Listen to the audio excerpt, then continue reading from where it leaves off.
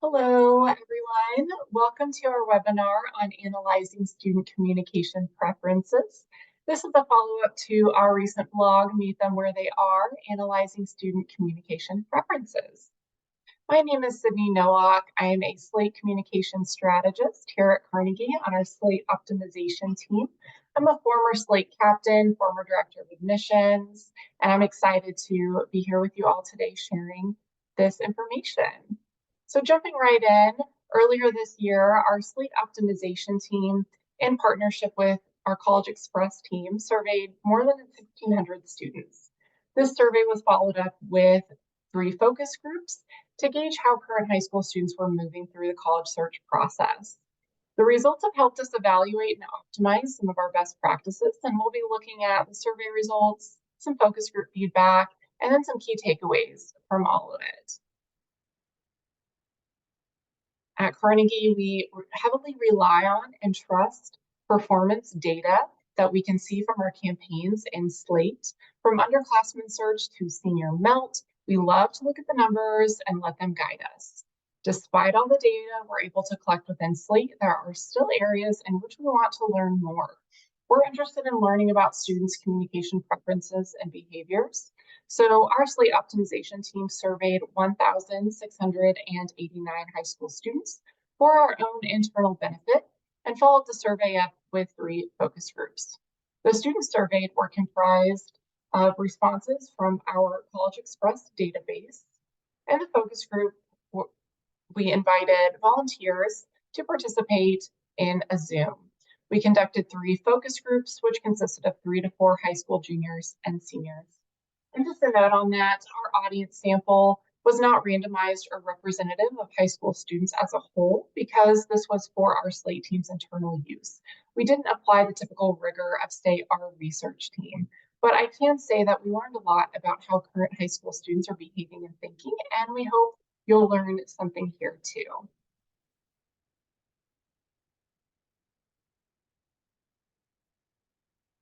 We asked students when they first began to create a list of specific criteria for their ideal institution.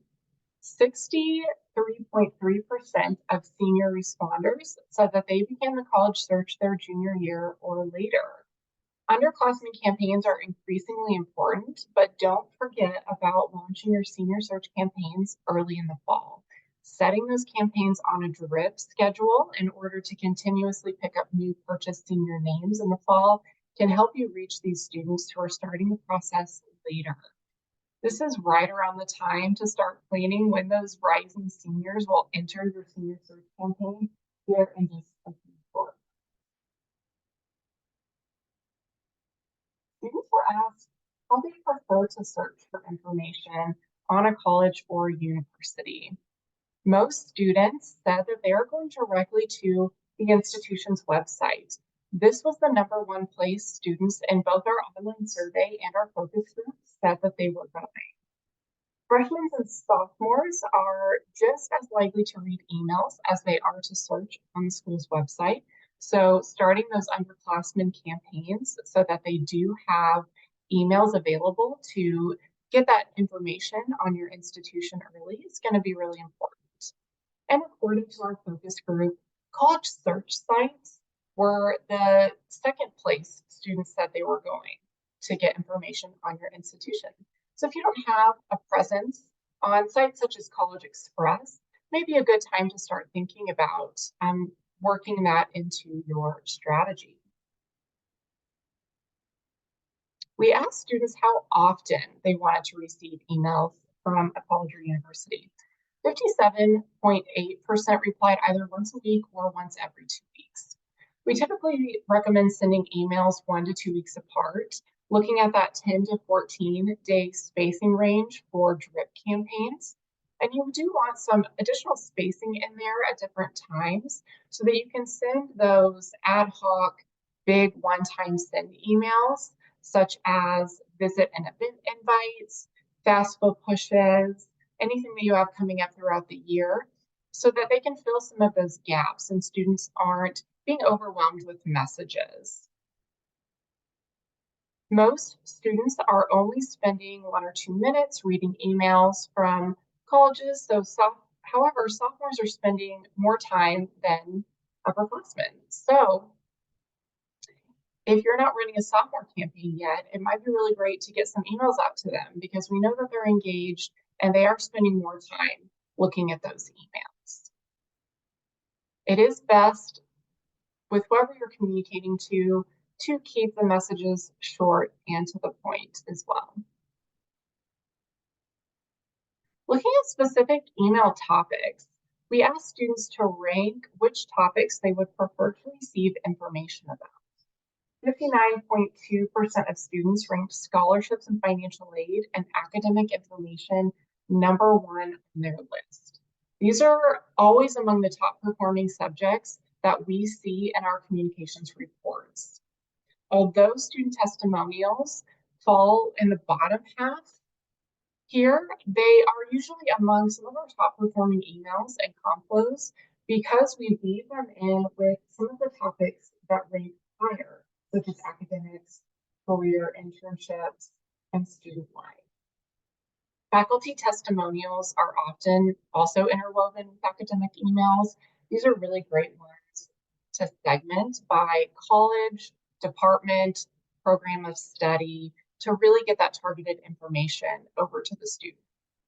And anytime you can use student testimonials and faculty highlights to help tell the story of your institution's academics, experiential learning opportunities, or ROI, the more impactful the email will be when it reaches that prospective student.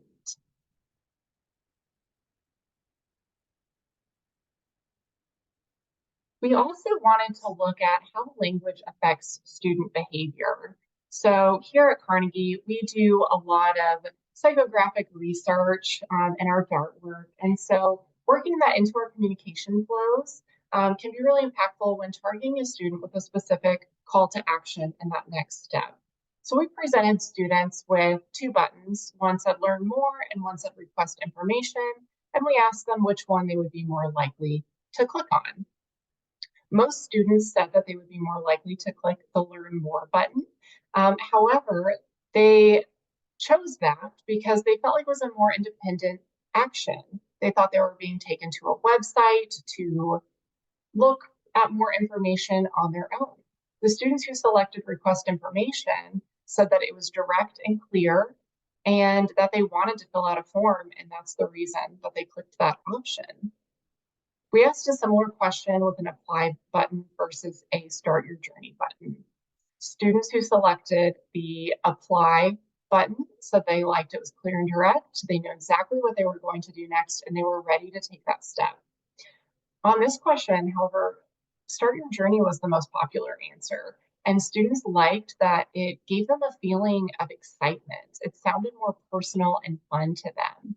So knowing a little bit about your student and can be really important for how you're communicating with them and how you're directing them to take that next step. A little bit of personalization can go a long way.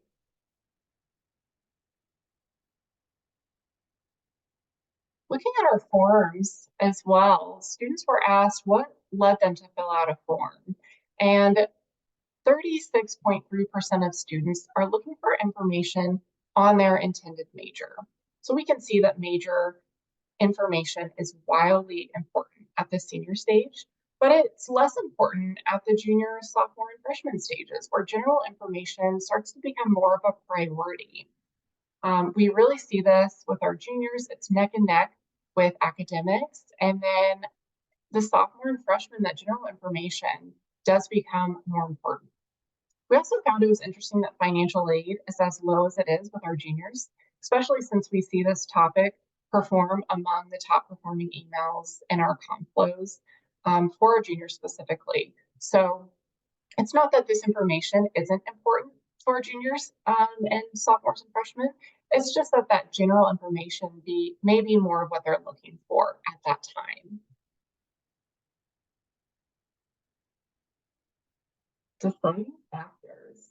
When asked what factors influence students' college decisions, the top three answers were financial aid and scholarships, academic programs, and tuition costs. Really no surprises here.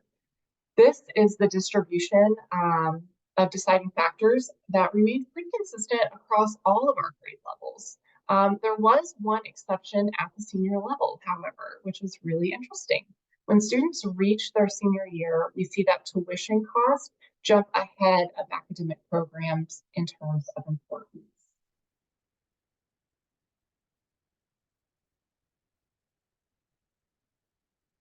Pivoting over to our focus group.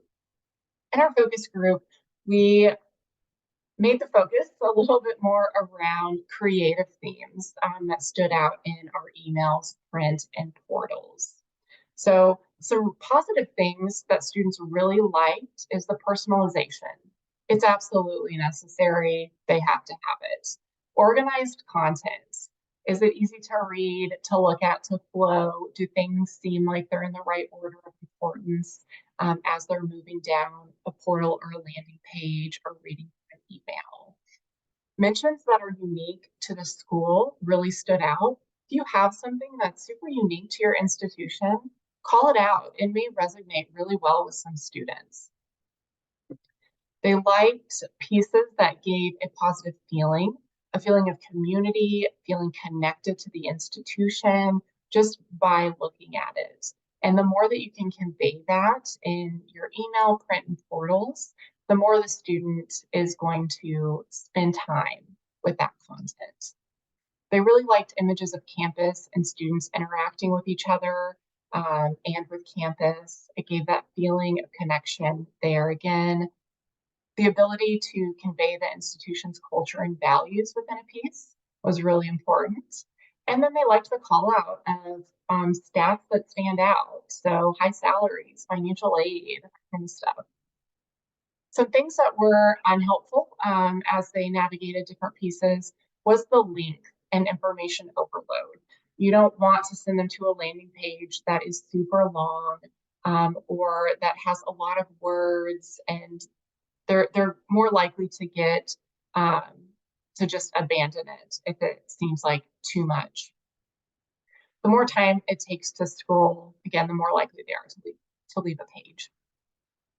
Generic graphics and photos that didn't convey a human connection or a connection to campus didn't resonate really well. They want to be able to feel something and feel connected to it when they look at it. Too many words compared to visual aids didn't resonate well. This is not at all a surprise, especially in this day and age of TikTok and Instagram. These students need those visuals. Beware of small fonts. We often try and pack a lot of information into a print piece or an email, and sometimes may use smaller fonts, but just be aware of what is accessible to students. Does it look easy to read and easy to follow? And finally, too many links encouraging students to navigate away from a landing page confused some students on what they were actually supposed to be doing there on that page. So keeping it targeted is also really important. During this time, we also asked students how they were viewing our portals and both search portals and application portals. So our search landing page portals, students are going to get to those through an email campaign. And so they're opening the email on their mobile device. They're most likely viewing that portal on their mobile device. We did have students, however, say if they got in there and they see something that they really want to revisit, that they are likely to go back to that later on a desktop or a laptop. For applicant portals, across the board, students said that they're pretty much using a desktop for that, or that they prefer to use a desktop. They want it to be easy to look at, to find contacts, next steps, open any decision letters or materials that they need to, and that is all easier to do on a desktop. And finally, some takeaways here. Launching search in a timely manner is super important. We saw many seniors who are beginning the college search during their junior year or later. So we want to make sure that we don't forget to launch those campaigns early in a timely manner. We want to engage with students early in those underclassmen campaigns. We saw that sophomores are just as likely to read emails as they are to go to your website. So engaging with those students with underclassmen campaigns should be a high priority. We also saw that these students need personalization. They don't just like it, they need it. And that segmentation within your emails is really important. This can impact how students are taking action. If you're interested in learning more about our research and our DART work here at Carnegie, we'd be happy to tell you more about how that can work with your communication campaign. And finally, websites, emails, and college search sites are all your top ways to gain and nurture leads. If you don't have a strong presence in all of these areas, you may be missing out on some opportunities. So finally, thank you so much for joining me here today for this quick webinar on analyzing student communication preferences. We'd love to continue the conversation on how we can help you optimize your search. My email is listed here, or you can reach out on our website. Thanks so much, everyone.